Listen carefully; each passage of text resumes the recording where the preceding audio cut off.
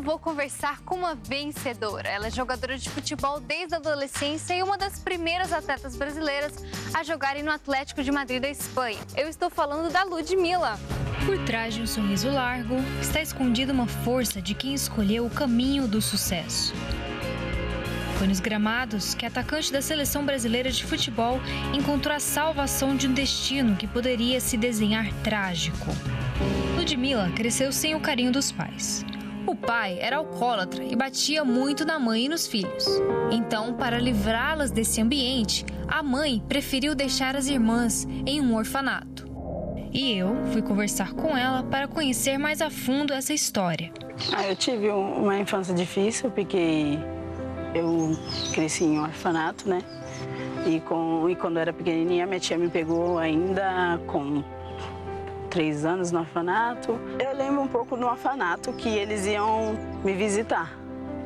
Bem pequenininha, quando era coisa de festa, festa junina, Dia dos Pais, essas coisas. Quando eu era mais nova, eu jogava muito ela, porque ela me abandonou e por conta que meus colegas sempre iam para a escola com a mãe, o pai, né? Então, eu sentia muito isso, né? Porque eu queria ter minha mãe, porque minha tia, ela tinha um trabalho dela e tinha que dar o carinho dela também para os filhos delas, né?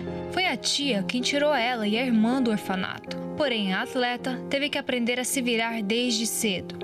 Você chegou a conhecer sua mãe? Cheguei a conhecer com 13 anos. E quando você encontrou ela, você ficou com raiva, com rancor? Foi normal, parecia ser uma pessoa normal pra mim. Conheci minha mãe e já queria ir embora de novo, não queria ficar lá.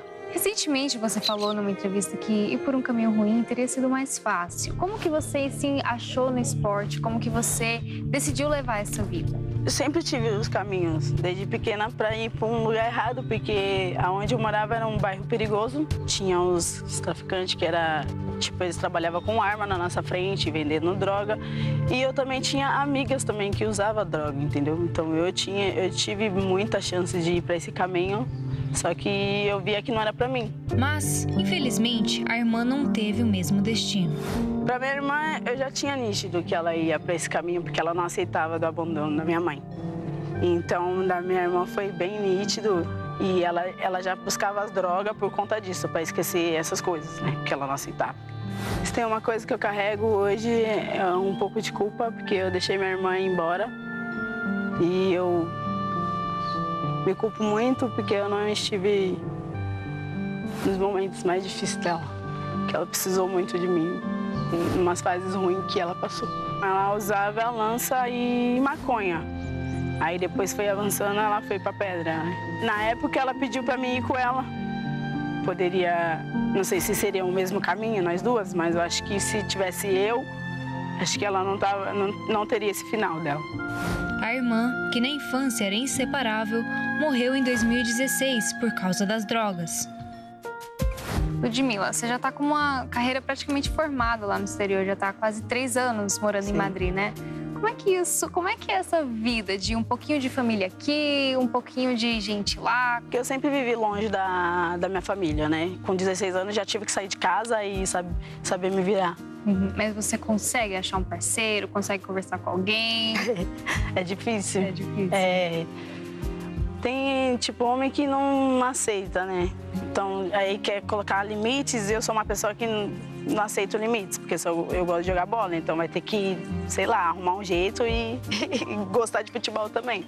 Então é muito difícil. Até hoje eu não encontrei ninguém, porque é difícil. Tipo, eu me relacionava com os meninos e tal, aí depois eles, tipo, arrumavam uma desculpa, mas eu já sabia que era a distância, né? Você acha que você está preparada para entrar num relacionamento? Não estou preparada. E o que você faz para se preparar?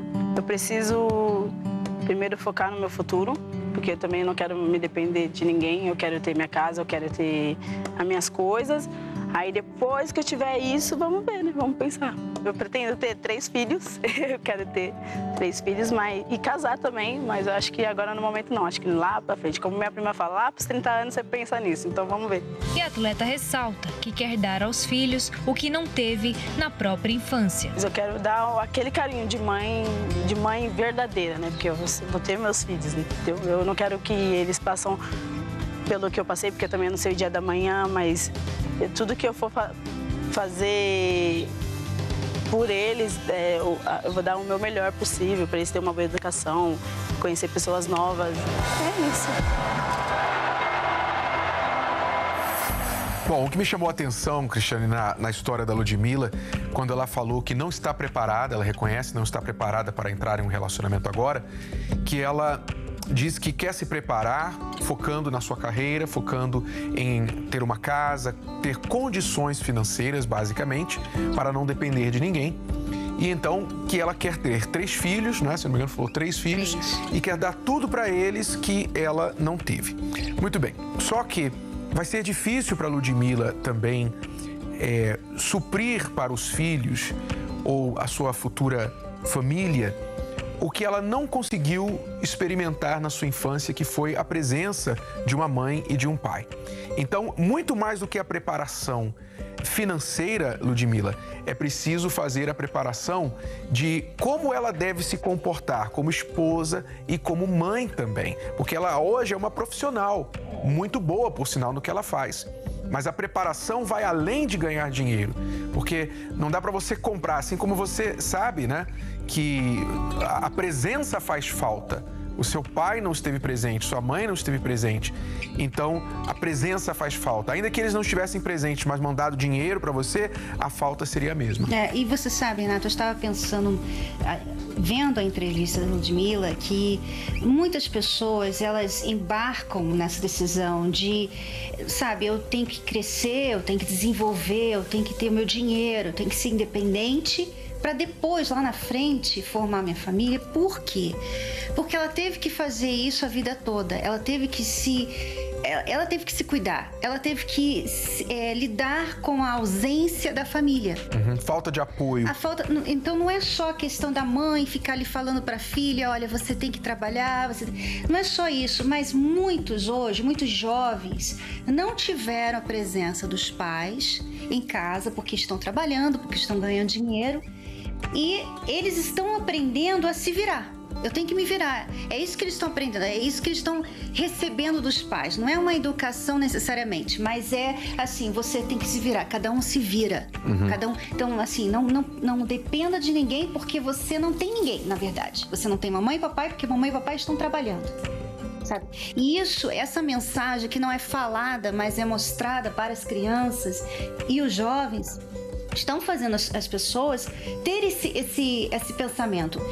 Eu não posso parar agora e ter uma família. Eu não posso parar agora e pensar assim no que um homem gostaria de mim ou o que uma mulher gostaria de mim. Porque eu tenho que me virar. Porque o que é mais importante é o dinheiro, não é? Então, esse é o recado que é passado, intencional ou não, mas esse é o recado. Hoje nós vamos mostrar, mais uma vez para você, como que a família é importante. Porque é a partir da família que a gente constrói a nossa vida amorosa e tudo na vida, inclusive a base para uma vida financeira. A família, ela deve ser mais valorizada do que o dinheiro. E nós vamos falar sobre isso aqui hoje com você. E nós vamos começar com um triste relato de um pai que está sofrendo muito porque ele descobriu, né, percebeu que ele não foi suficientemente presente na infância do filho e agora, infelizmente, está colhendo os frutos disso. Preste atenção no depoimento do Carlos Alberto, pois ele serve de alerta para aqueles pais que esquecem a importância que eles têm na vida do filho. Acompanhe.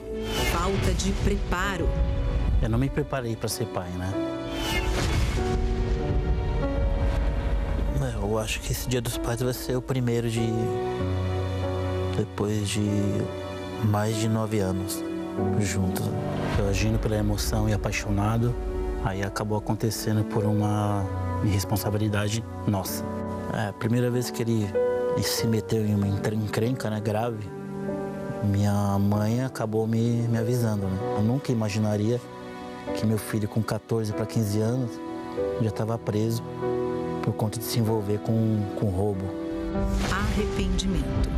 Devia ter denunciado, eu acho que é o caminho melhor que tinha para ele não ter os problemas que acabou tendo até agora. Carlos é pai de 3 filhos e foi casado por cerca de 7 anos. Ele saiu de casa devido a sérios desentendimentos. O meu relacionamento com a mãe dos meus filhos era, vou falar, um pouco conturbado por conta dela, né? Ela é alcoólatra, né? Bebia demais e fuma demais até hoje, né? E violenta, por conta de humilhação, maus tratos por parte dela, né? Meu filho foi agredido, foi xingado, humilhado. Ausência paterna. Eu me separei quando ele tinha entre 8 e 10 anos, né? Foi incapaz de ser um pai presente. E o mínimo que eu poderia ter dado para ele seria uma boa educação. Meu filho aí, sem condição de ter um respeito, uma família presente, acaba se envolvendo aí com um crime pesado e eu, sem estrutura nenhuma para poder cobrar nada dele. O filho do Carlos foi preso 5 vezes e ficou internado por 6 meses em uma clínica de reabilitação. Se viciou em cocaína e bebida também, né? Porque ele se viciou por conta do incentivo dentro de casa, como a mãe é alcoólatra e acaba usando alguma coisa, nem maconha ou até cocaína. O sentimento que eu tenho olhando para trás é de arrependimento, né? Sempre tive um carinho da minha família e repassava isso pro meu filho. Mas eu ficando longe de casa, seja por trabalho, seja por futebol, isso interferiu demais na criação dele. Hoje ele com 18 anos, ele melhorou demais. E daí pra cá, de final de maio pro começo de junho pra cá, ele veio morar comigo.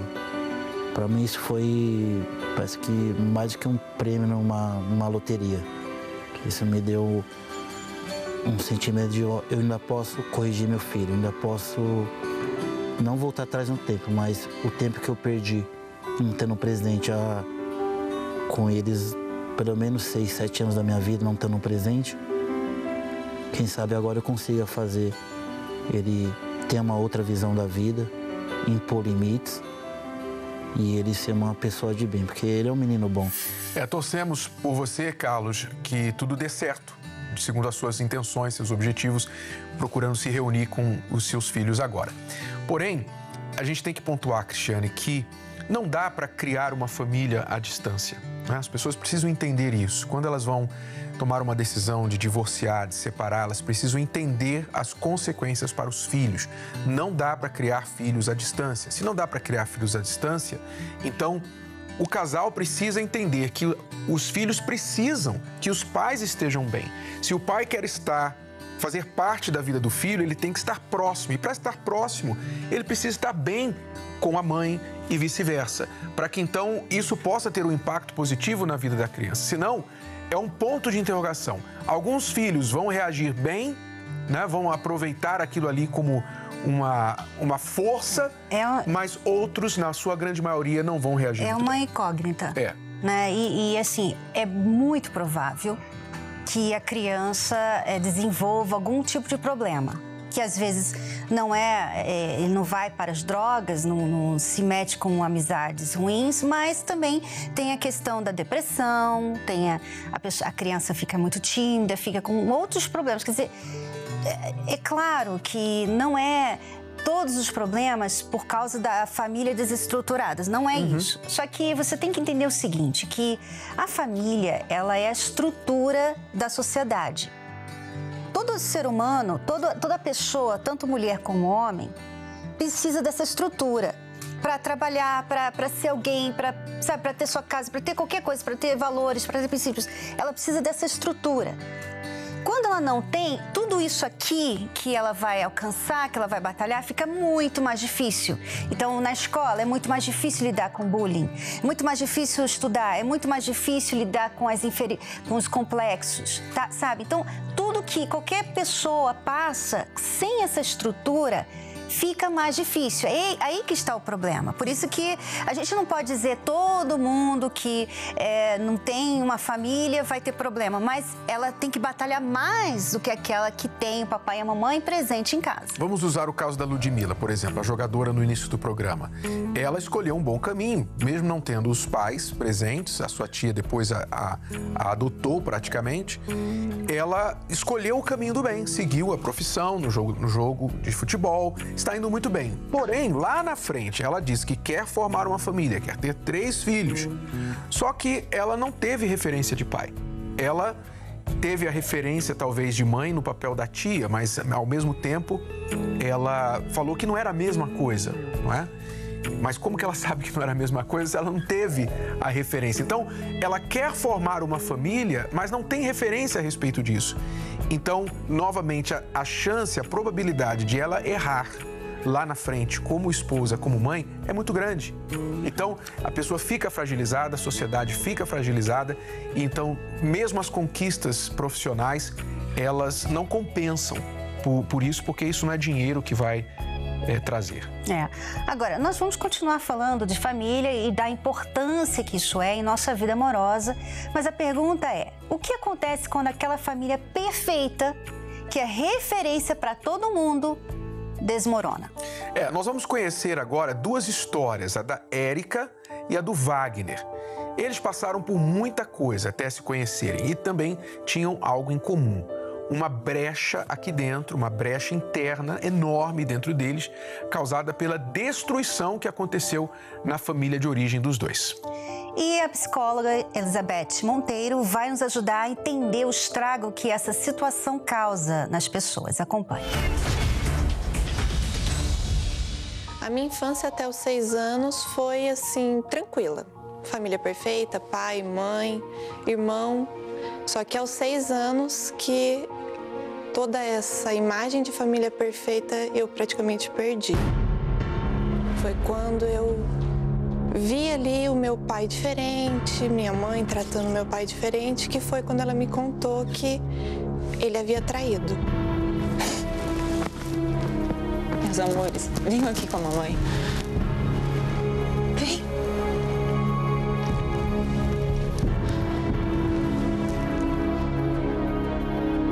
Vem aqui. A mamãe quer falar com vocês. Aconteceu uma coisa muito chata com o papai e uma pessoa muito querida de vocês. E eu vou ter que cancelar o nosso passeio de amanhã, tá bom? A gente vai ter que ficar um tempo sem vê-los. O que aconteceu com o papai? Não sei do seu pai. O seu pai me traiu. Ele traiu a minha confiança. Eu não esperava isso dele. Ainda mais quando a gente tem uma família tão linda como essa. Mas, mãe, vocês estão de mal? Você tinha prometido que a gente iria brincar amanhã. Já falei, filha. Seu pai me traiu. E essa família aqui acabou. A atitude do pai de Érica refletiu em sua autoestima e comportamento na adolescência. Então me marcou muito porque a referência que eu tinha de um pai herói, daquele pai protetor, eu vi que eu não poderia contar com ele, porque ele já não tinha família como principal. Quem trai, não trai só o companheiro ou a companheira. Trai os filhos. Qualquer tipo de informação que a criança recebe, que destrua a imagem paterna ou materna, faz mal para a criança. Porque isso chama-se alienação parental. Pode falar que o papai gostou de outra pessoa, mas também não vai apunhalar esse pai, porque a criança precisa de bons modelos. Esse é o Wagner, de família bem estruturada, até que aos 13 anos viu tudo se desmoronar em casa. Foi quando meu pai, ele foi assaltado e no assalto tiraram a vida dele. A atitude da minha mãe, os primeiros dias não, mas como foi passando os meses, ela começou a sair com as amigas, ir para as festas, bebia. Eu acordava 3, 4 horas da manhã com a casa cheia de pessoas estranhas, comida, bebida, som ligado. Deixa essa bagunça aí. Deixa eu colocar aqui. Mamãe, que barulho é esse? Oi, meu filho. Tá na hora de dormir. Você já conhece? Esse é o Juan. E aí? A parte familiar ali estava zero. Wagner cresceu e passou a seguir os mesmos passos da mãe dele. Eu me lembro de uma vez que eu bebi tanto que eu deixei o carro com o som ligado no meio da rua, com a chave no comando e fui embora para casa, embriagado. Eu estava vivendo nessa vida porque aquela referência que eu tinha na minha infância eu tinha deixado para trás. No caso de o pai ter morrido e a mãe ter caído na vida, isso é muito delicado. É muito delicado porque a tendência é os filhos seguirem os passos dos pais. Existem exceções. Então eu buscava nas festas preencher aquilo que faltava. Eu me lembro de um fato que eu saí do trabalho, fui para a faculdade. Da faculdade eu fui para uma festa e dessa festa eu fui diretamente para o trabalho no outro dia. Eu não dormi. A ausência. Mamãe, que barulho é esse? E a quebra de confiança. Seu pai me traiu. Deixaram marcas profundas nos dois. Por conta dessas atitudes do meu pai, eu criei, sim, uma resistência. Porque eu era muito desconfiada. Por mais que eu me envolvesse com as pessoas, eu sempre achava que ela iria me trair. Eu tinha que vigiar, eu tinha que controlar. Porque eu acreditava que todos os homens eram aquilo que eu via no meu pai. Na infância e da adolescência, eu criei esse complexo de inferioridade. Todo mundo era melhor do que eu, todos tinham uma família melhor do que a minha. Então isso surtiu em mim esse complexo. Os meus relacionamentos no começo eu lutava para ter, e quando eu via que o menino estava gostando de mim, eu desprezava. Mas quando eu via que ele estava sendo difícil, aí eu me rendia, eu mendigava aquele amor. A forma como meu pai agia com a minha mãe, isso influenciou sim nos meus relacionamentos. Porque eu não queria agir da mesma forma. Porém, quando me deparava, eu estava agindo da mesma forma. Fria, calculista, controladora, porém também ciumenta, como a minha mãe. Depois de vários relacionamentos, namoros, eu conheci uma pessoa que era diferente. Nós tínhamos amigos em comum e ali nós decidimos uma coisa mais séria. Nós namoramos, noivamos e nos casamos. A gente começou a ter um relacionamento doentio, assim, começou a ficar uma coisa não sadia. Começou as desconfianças minhas e ele também não colaborava. Senha no celular, ficava na internet até tarde e eu comecei a desconfiar. Comecei a desconfiar e comecei a ir atrás. Foi quando eu descobri que ele estava conversando com uma outra mulher. Ué, mas quem que manda mensagem essa hora, gente? Que isso aqui? Que palhaçada é essa?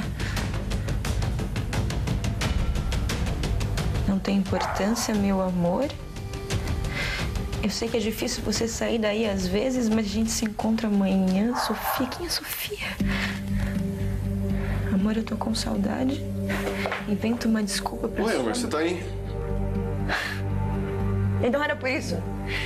Era por isso que você não deixava ver a sua senha? Era por isso que você fazia tanto segredo, então? Tá mexendo nas minhas coisas? Desde quando você tá fuçando nas minhas coisas? Fuçando? Você acha que eu tá querendo ler essas mensagens de amor, marcando encontro? Do que você tá falando? Você tá maluca? Você tá vendo coisa aqui que você nem sabe o que quer. Eu recebo um monte de mensagem, deve ser alguma pirada aí que mandou alguma coisa que você nem... Uma pirada, né? Uma pirada que você responde, que você fica marcando encontrinho. Fala sério, desde quando você tá me traindo, hein? Nossa, eu sou muito idiota, cara. Eu não tô... Olha, Érica, você tá mexendo nas minhas coisas, você tá assumindo coisas que você nem sabe. Por mais que eu via aquela situação, eu tinha um exemplo do perdão dentro de casa. Então eu tentei lutar por aquele relacionamento. Não quis entregar logo. Então foi quando eu busquei ajuda. Eu fui até as palestras. Igual a Érica, a Wagner também colhia os problemas da falta de referência com sua primeira namorada. Eu namorei dos 13 até os 14, os 15, os 16 para 17 anos, nós namoramos. Enquanto isso, eu também tinha essa vida paralela, né? Eu tinha... não era somente ela, era ela e umas outras saídas, umas outras festas. Nessa época, a minha irmã, ela já vivia em outro país, nos Estados Unidos. E eu terminando o 2º grau, né, ela em conjunto com a minha mãe, elas optaram, acharam melhor eu ir morar com a minha irmã. Ele se muda, retoma o contato com a ex, que vai morar junto com ele. E ali, durante alguns anos, nós começamos, né? Tivemos ali vida de marido e mulher.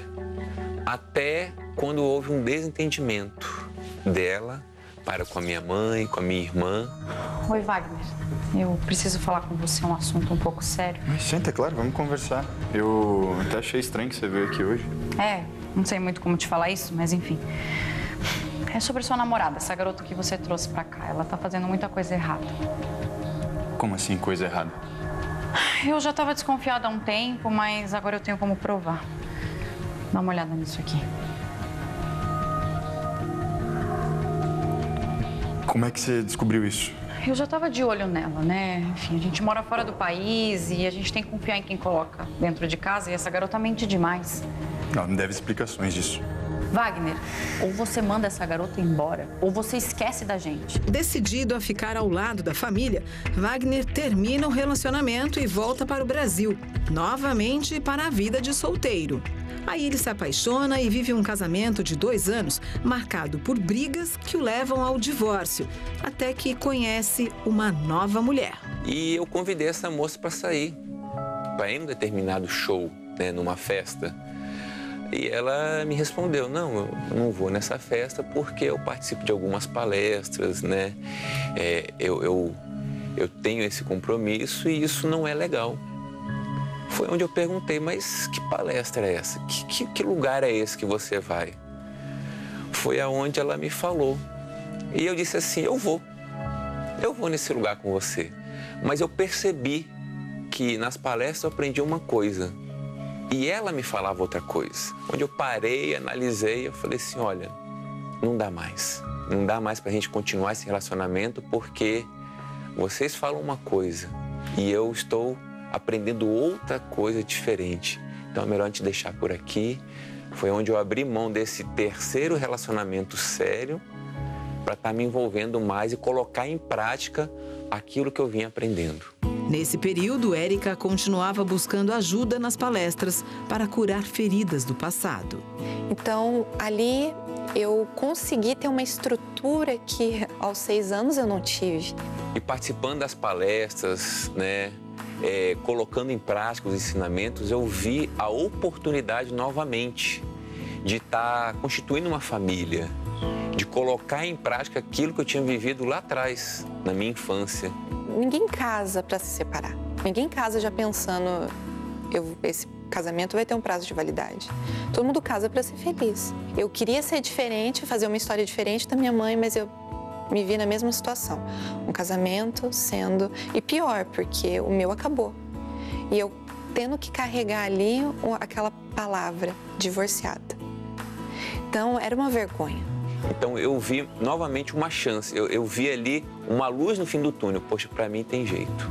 Por mais que eu não tivesse alguém ao meu lado, eu continuei porque eu tinha que ser a pessoa certa. Porque eu entendi que eu ainda tinha coisas em mim para ser mudado, melhorado, para ter essa outra pessoa que iria me completar. O que a gente aprende da história da Érica e do Wagner, né? Primeiro, Cristiane, fica bem claro aí a questão da programação. Ou seja, as pessoas são programadas, gostando ou não, querendo ou não, tendo consciência do que está acontecendo ou não, elas são programadas por suas experiências familiares a se comportarem de uma certa forma quando estiverem no relacionamento delas. Eu fico pensando, Renato, num exemplo, por exemplo, de comida, né? Eu cresci num lar em que, assim, nós temos feijão e arroz todo dia em casa. Almoço e janta, feijão e arroz. Tem as outras coisas, mas sempre tem o feijão e o arroz. Quando a gente vai em qualquer lugar, na casa de qualquer pessoa, e o arroz e o feijão normalmente não é daquele jeitinho que a gente come em casa, tem uma coisa errada. Porque a minha referência é aquele feijão e aquele arroz. Eu estou programada para gostar só daquele arroz e daquele feijão. Então, para mim, é muito difícil comer o arroz dos outros, que é arroz seco, né? O meu é molhadinho, o feijão é bem grossinho, né? Então, a gente tem aquele estilo de comida que a gente se acostumou com aquilo. Agora, você levando isso para o exemplo de vida, você cresce num lar que você está acostumada a ver. o papai brigando com a mamãe, o papai ausente, o papai traiu a mamãe, né? Mamãe chorando, mamãe bebendo, mamãe saindo com as amigas. O que você está aprendendo, mesmo não gostando, mesmo você não gostando daquilo, sofrendo por isso? Mas o que você está captando com aquilo? Que é essa questão. O Wagner e a Érica, eles captaram as coisas. Os pais não precisam falar. Olha, não faça o que a mamãe está fazendo, não faça o que o papai está fazendo. Com você vai ser diferente. Não precisam falar, porque eles estão captando, eles estão recebendo a mensagem de que todo homem e toda mulher é assim. Então você tem que lidar com esse tipo de pessoa. Quando você crescer, se você é homem, então você tem que trair a sua mulher, porque é assim.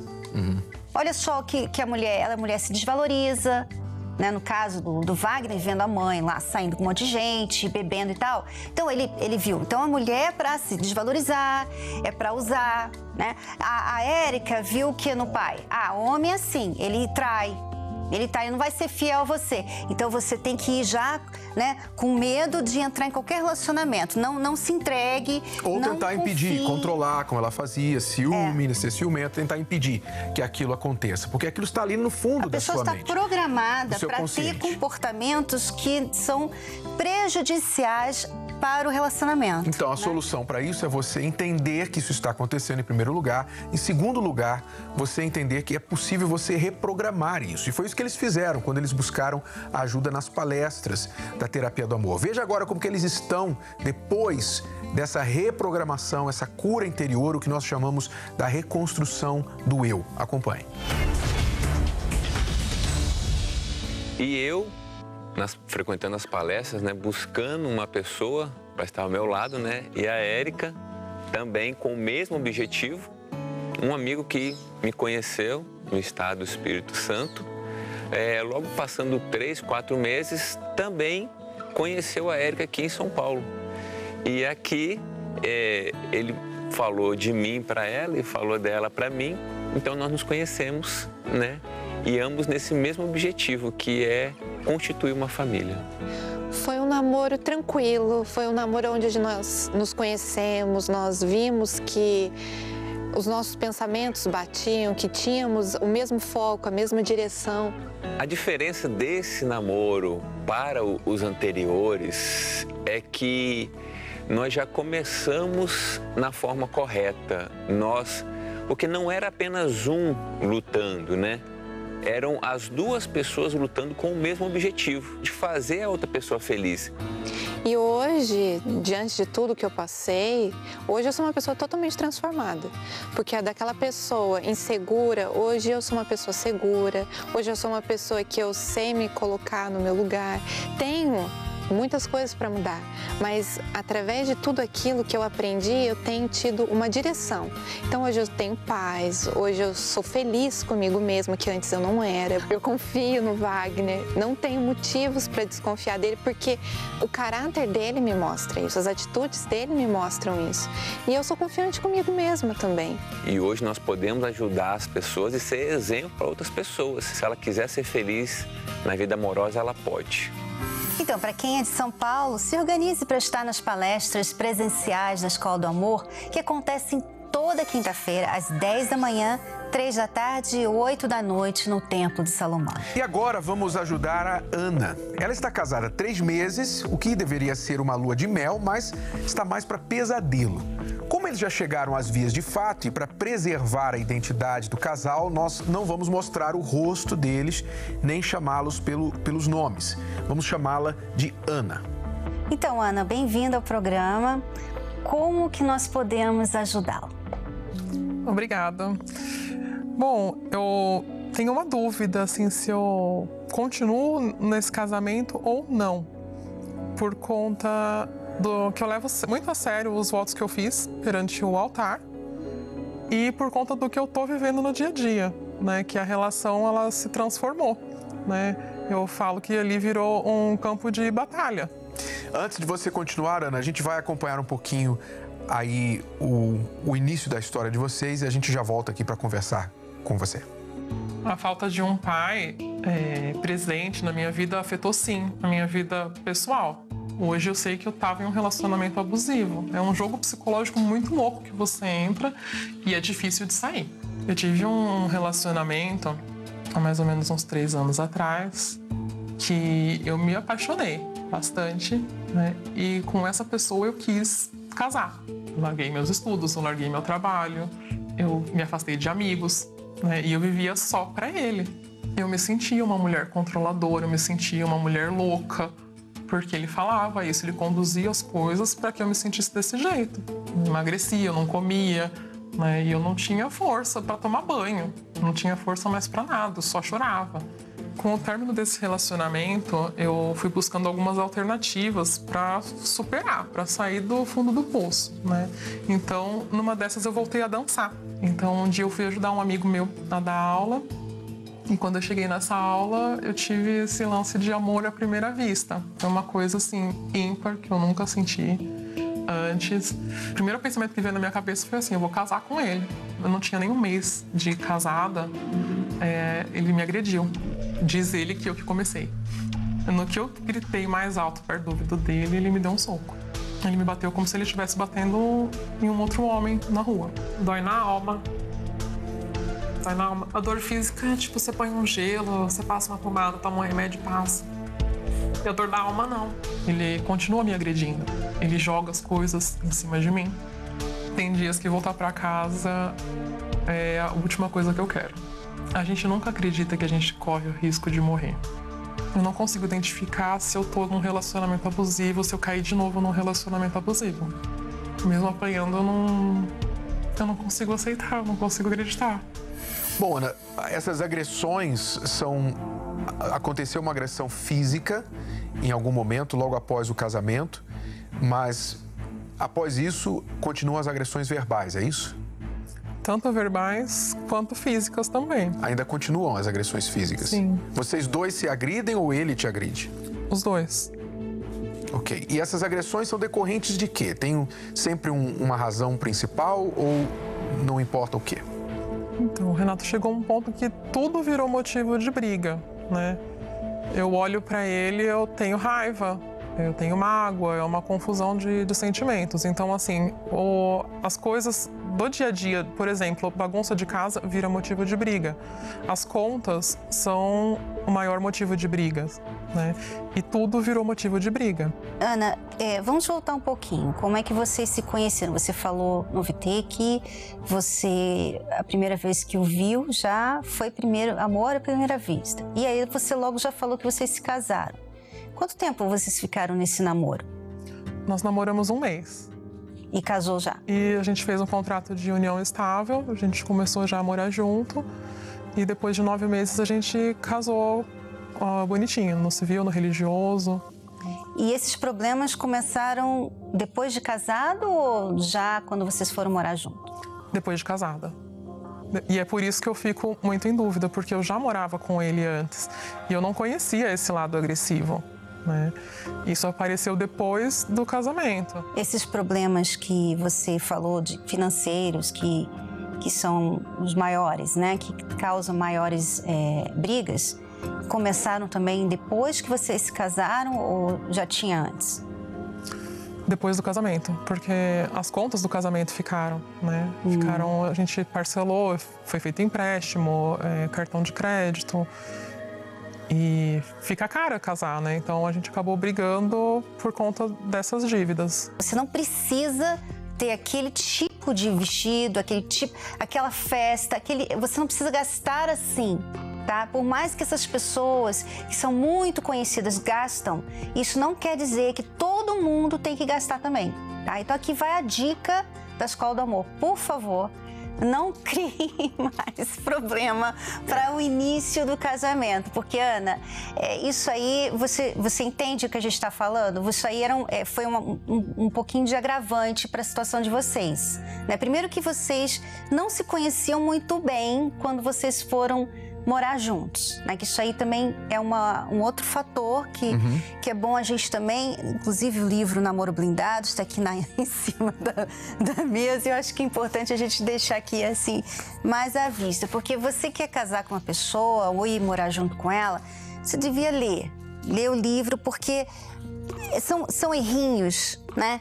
São errinhos que fazem muita diferença, né? Se tornam problemões lá na frente. Mas, Ana, do que vocês acusam um ao outro? Por exemplo, na questão financeira, ele acusa você de ter gasto mais do que vocês podiam, ou você de não fazer a sua parte, pagar as dívidas. Você acusa ele de alguma coisa? Qual é o jogo da culpa aí? Quem acusa quem de quê? Então, eu acuso ele, né? E como ele não tem muito argumento, não tem mais o que falar pra mim, ele acaba reagindo de uma forma mais agressiva. Você acusa ele de quê? Dele não tá dando conta. Né? Dele não tá dando conta de pagar, porque assim, ele não participou tanto quanto eu queria que ele tivesse participado no pré-casamento. Né? Então, assim, eu acabei fazendo as contas, a gente fez o que deu pra gente fazer e as contas ficaram, a gente casou, né? Então, assim, agora que as contas ficaram, a gente tem que acertar. E aí, ele não participa, ele não senta comigo e fala assim, olha, quanto que a gente ganha, quanto que a gente tem que pagar. Eu acabo tendo que resolver esses detalhes. Ele só trabalha e para ele tá muito bom trabalhar e colocar o dinheiro na minha mão para eu pagar. E o dinheiro que chega em casa não é suficiente, né? E por mais que ele se dedique, eu reconheço todo o esforço que ele faz, que ele trabalha em 2 lugares, mas assim, ainda assim não é suficiente. Eu queria que ele me ajudasse a pensar em alguma outra alternativa. E ele te acusa de quê? Ele culpa você de quê? Critica ele não me culpa, ele só fala que ele já está trabalhando, né? E que as contas vão ser pagas. Só que as contas têm prazos para ser pagas, né? Então, aí ele começa a reagir de formas agressivas e puxa coisas que às vezes não tem nada a ver com aquele assunto, que seria fácil de resolver. Então, basicamente, o que ele, diretamente ou indiretamente, ele acha que você está pressionando sem razão. Você está cobrando dele o que ele não pode fazer. Acredito que na cabeça dele ele deva pensar exatamente desse jeito. E enquanto isso, eu estou convidando ele a me ajudar a pensar em uma terceira, uma 20ª alternativa, né? Ok, uma coisa importante você entender, Ana, que quando você cobra o seu marido a respeito das contas, dos pagamentos, e ele não se vê em condições de fazer mais do que ele já está fazendo, então isso se torna um ataque pessoal. É como se você estivesse diminuindo a capacidade, a índole, o caráter do seu marido. Em outras palavras, você não é homem, você não está cumprindo o seu papel, a sua responsabilidade. Quando o homem se sente atacado, se ele tem muito domínio de si mesmo, muita magnanimidade, não é? Ele é muito centrado, equilibrado, usa o seu intelecto, ele então vai processar aquela raiva e vai dizer, não, eu vou resolver isso de outra forma. Mas quando a maioria dos homens não tem esse domínio, esse controle próprio. Então, quando ele se sente atacado, a reação dele é contra-atacar. E na língua, a maioria dos homens perde para a mulher. Ok? A maioria dos homens perde no argumento, na fala para a mulher. O que resta para o homem? Não estou dizendo que é justificativa. Okay? Não estou dizendo que nenhum homem tem o direito à desculpa de partir fisicamente para agredir a sua esposa porque ele não consegue lidar com o argumento ou a discussão do problema. Mas é o que acontece, é um fato observável, facilmente observável, não só na vida da Ana e do marido, mas na vida de milhares e milhões de mulheres e homens, casais no mundo. E nós conversamos, nós pedimos o seu marido, Ana, para falar também o lado dele, veja só. Eu conheci a minha esposa numa aula de dança e acredito sim que foi um amor à primeira vista. E eu acreditei que a gente poderia criar um futuro juntos, sabe? Ela me cobra bastante, sempre, todo dia até. Eu, como trabalho em 2 empregos, não tenho como dar muita atenção para ela e ela exige isso de mim, que eu compartilhe tudo com ela e eu não consigo. Ela me cobra verbalmente e me xinga, fala que eu não sou um homem, que eu não sou homem para ela, que ela não casou para isso.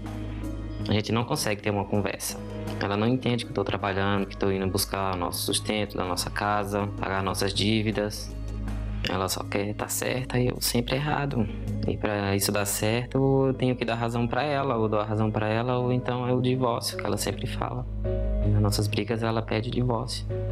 Já rolou bastante agressão física da parte dela. Da minha também já houve uma vez. Mas sempre que a gente briga também, ela acha que eu vou agredir ela de novo. Isso não vai mais acontecer, mas ela continua com as agressões também. Eu fui me defender dela e acabei machucando ela. Sem querer, acabei acertando o olho dela. Ficou roxo, ficou mais de 2 semanas. E ficou marca, cicatriz. Eu me arrependo de ter batido nela. De também ter agredido com palavras ofensivas também, que eu já fiz isso. Eu não gosto, mas acabei revidando. É sempre ela que começa as brigas, ela sempre me ofende, xinga minha família. Aí eu acabo xingando ela também, tratando mal. E isso desgasta. Eu sou um cara um pouco ciumento também. As coisas que eu não gosto que ela faz não me dá atenção, sabe? Ela fica bastante no celular. Ela briga comigo por causa disso, fala que usa as redes sociais para trabalhar, mas ela tá sempre no celular e não larga ele. A gente poderia ter mais um pouco de tempo junto, mas o tempo que tem, ela também não sabe aproveitar. Eu já pensei em separar, mas depois voltar atrás. E acho que a gente tem que tentar. Não me arrependi de ter casado, porque é ela que eu amo, é ela que eu quero cuidar, é a mulher que eu quero ter uma vida pela frente e ter filhos com ela. Então, vamos chamá-lo de Carlos, né? Carlos, a primeira coisa que você e a Ana precisam entender é que vocês dois têm problemas. E o problema não é a dívida, tá? A dívida é o que trouxe à tona os problemas de vocês, os problemas individuais que já estavam aí antes de vocês se conhecerem, antes de vocês se apaixonarem. Problemas individuais que estão mal resolvidos e que agora estão aflorando no relacionamento. Então, problemas do Carlos, por exemplo. O Carlos diz que está trabalhando em 2 empregos. Provavelmente, a Ana sente que ele tem pouca atitude, pouca iniciativa, falta de planejamento. A Ana me parece, confirme, Ana, pra gente, por favor, ela me parece uma pessoa que gosta de ter as coisas planejadas, ela quer saber o que vai ser feito, o que a gente vai fazer a respeito disso, vamos conversar, nós temos um planejamento e vamos seguir esse planejamento. E ele diz, não, eu não posso fazer nada a respeito disso, eu vou fazer o que eu posso agora e amanhã a gente vê no que dá. Né? É bem assim, Ana? Sim. Pois é, então, personalidades diferentes e isso então irrita altamente um ao outro, porque a Ana irrita o Carlos de forma muito forte, porque ele não vê como ele pode mudar a situação agora. E, por consequência, o Carlos também irrita a Ana demasiadamente, porque ela acha que ele é um homem descansado, ele é um homem fraco, ele é um homem que não tem atitude, que não quer sentar para conversar. E isso, os dois ficam irritados e aí tem a explosão.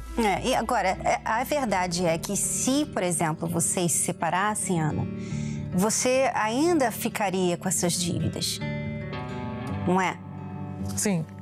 Então, o problema não é o casamento, o problema não está nele. O problema é que vocês entraram numa situação que vocês não planejaram muito bem e agora vocês estão tendo que lidar com as consequências dessa situação. Agora, não é atacando um ao outro ou irritando um ao outro que vocês vão resolver essa situação. Porque mesmo se o outro vai embora, você não quer mais você vai continuar com essa situação, né? Então você precisa, na verdade, vocês precisam se unir. Só que para se unir, é isso que você falou no início, Renato. Quando a Ana fala com o marido dela, é como se ela estivesse atacando ele. Claro que não haverá união. Claro que ele vai estar do outro lado da fence. Ele vai partir para o contra-ataque ou para a defensiva. Ele está do outro lado, ele não está no time dela. E você quer ele no seu time, é isso que você quer. Quando você briga com ele, você quer que ele se junte com você para resolver esse problema. Mas o que você está fazendo é botando ele do outro lado e vocês estão indo um contra o outro. O problema continua ali. Então, o que você tem que fazer é mudar essa tática. Você tem razão em dizer que ele precisa te ajudar a pensar numa forma de resolver esses problemas financeiros. Você tem razão, mas a forma que você está lidando com esse problema e jogando nele está errada. Então, em resumo, Ana, 2 coisas que precisam ser feitas. Uma da sua parte e outra da parte dele. Da sua parte, você precisa entender que a sua estratégia não funciona, que é atacar, cobrar, exigir que ele resolva o problema do jeito que você gostaria. Ameaçar também. Exatamente. Ficar provocando, acusando, partindo para o ataque pessoal, até mesmo dizendo ele não é homem para você e tal. Tudo isso já fere o caráter da pessoa, fere os sentimentos e o resultado que você tem não é o que você quer. Você quer que ele te ajude, que ele sente com você e discuta o problema e desenvolva um plano junto com você. Mas o que você consegue com as suas palavras é ferir o seu marido, fazê-lo sentir mais ainda incapaz e provocar a raiva dele. Então, você tem que medir as suas palavras, nós vamos falar com você depois em detalhes a respeito disso. Agora, você, Carlos, quando você evita sentar com a Ana, você não quer sentar com ela para vocês dois discutirem um plano de como vocês vão lidar com essas dívidas, o que você está passando para ela é que você não se importa. Ela está mostrando que ela se importa e muito com a situação.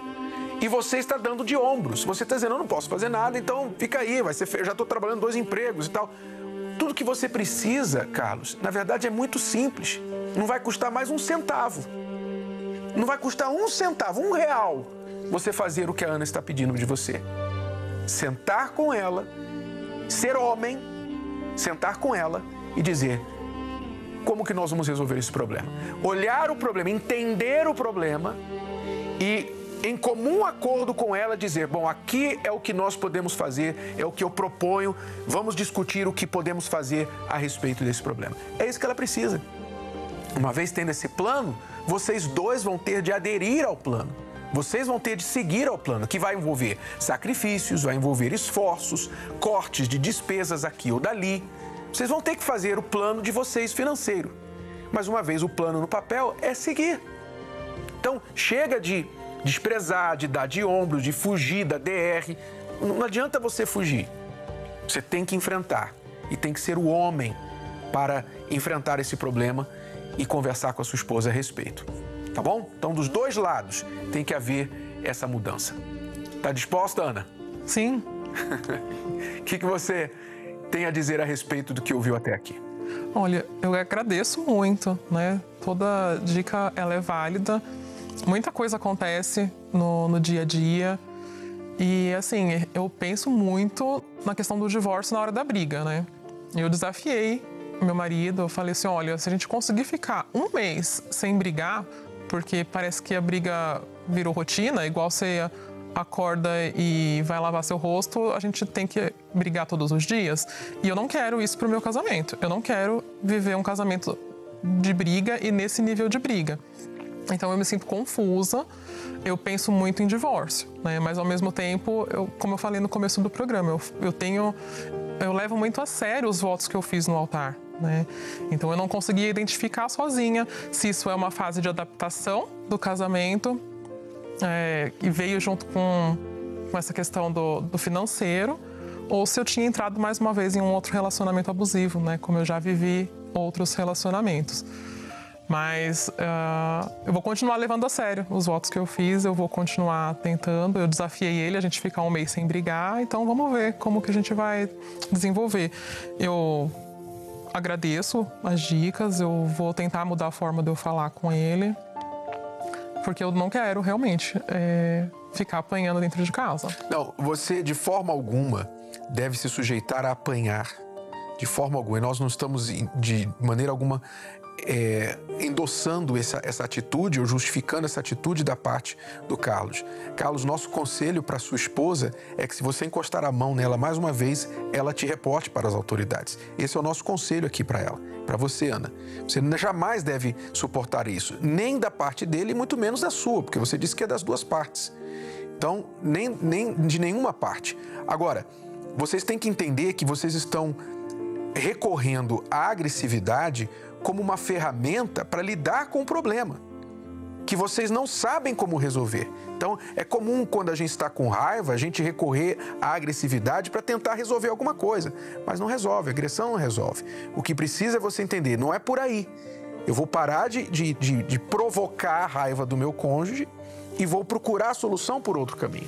Agora, Renato, eu vejo também, aqui na situação da Ana, que ela já mencionou algumas vezes que ela já teve relacionamentos abusivos, né, no passado. Provavelmente isso também está aí por trás. É uma raiz que você tem, Ana.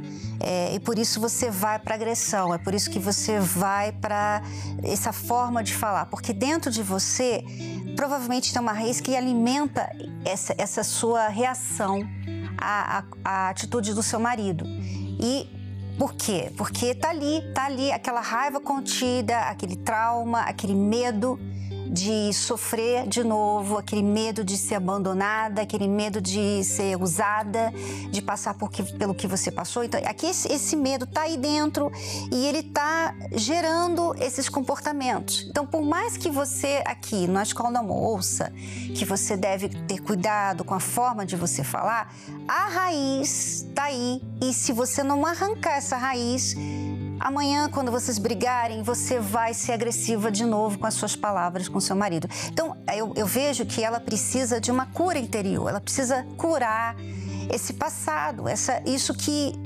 alimenta, né, essa reação que ela tem ao marido dela. Porque você sabe que o certo, o que a gente está falando aqui é o certo, é o que você deveria fazer. Vamos sentar, eu não preciso atacar você, eu amo você, eu não preciso te chamar disso ou daquilo, eu não preciso chamar sua família disso ou daquilo.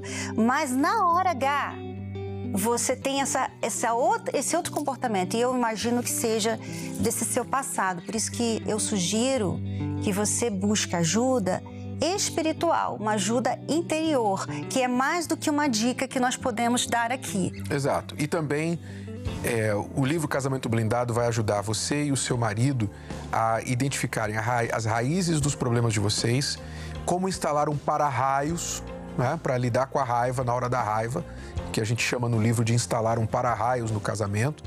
E também o capítulo que nós falamos sobre dinheiro na relação, como resolver as questões de dinheiro na relação. Vocês vão aplicar isso e eu tenho certeza, Ana, que a solução aqui não é divórcio que você quer não. O que você quer é o fim desses problemas e há como terminar esses problemas sem o divórcio, tá bom? Obrigada. Bom, parabéns pela sua coragem de estar aqui, muito obrigada e a gente espera aí um relato de sucesso do que aconteceu com vocês depois que aplicaram os conselhos, tá bom? Obrigada. Obrigado você. Então, tchau, tchau. Até a próxima, alunos.